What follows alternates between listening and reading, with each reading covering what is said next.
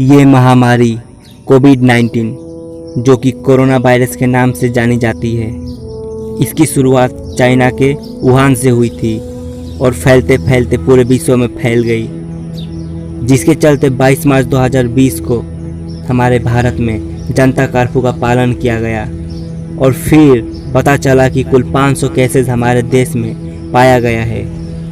और ठीक उसके 2 दिन बाद 24 मार्च को हमारे माननीय प्रधानमंत्री जी ने लॉकडाउन की शुरुआत की, जो कि पूरे 21 दिनों वाली थी। और इसी बीच हम सब भारतीयों ने अपने अपने घरों में ही रह के तालियों और अन्य तरीकों के साथ ठीक शाम को 5 बजे हमने एकता की एक मिसाल कायम की।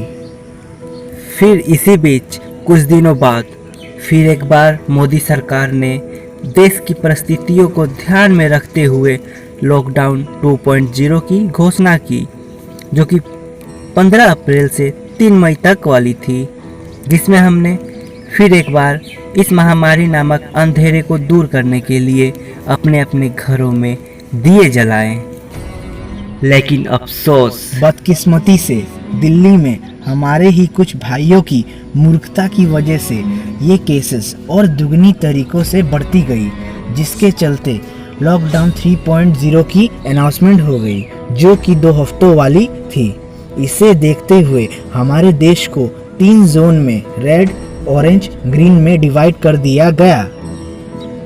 फिर अब लॉकडाउन 4.0 की शुरुआत बड़े ही अजीबोगरीब तरीके से हुई है, जहां एक तरीके से कोरोना ने हमें जकड़ दिया है, वहीं दूसरी तरीके से प्रकृति भी हमें कमज़ोर करने की साजिश कर रही है।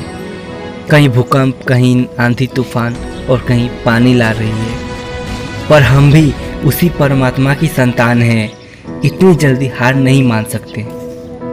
लेकिन अफसोस, ये महामारी तो थमने का नाम ही नहीं ले रही है और बेंचो ये कोरोना की औलाद और साले पड़ोसी सुधरने के बजाय हमारे ही किसी न किसी तरीके से लेने की कोशिश कर रहे हैं। पर कसम हमारे देश की, जिस दिन हम अपने आप पर आ गए तो हम उनकी ले लेंगे पूरे फुर्सत से।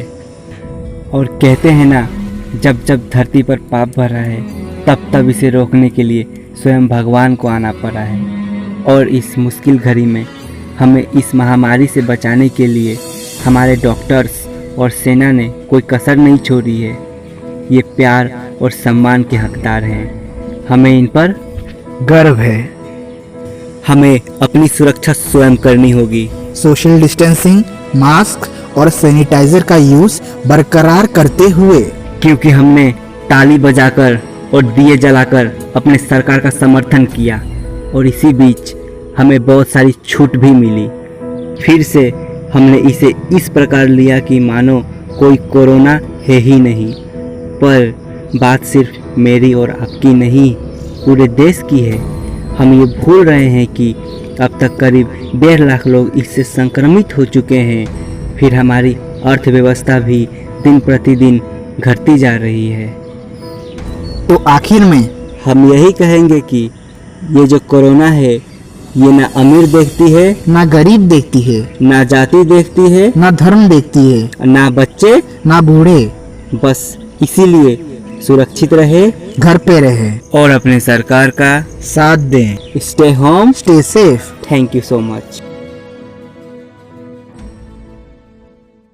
इसी तरह की वीडियो पाने के लिए हमारे चैनल के साथ आप बने रहे। अरे यार, आप तो सब्सक्राइब कर दो। तो दोस्तों, love you, thank you so much for like.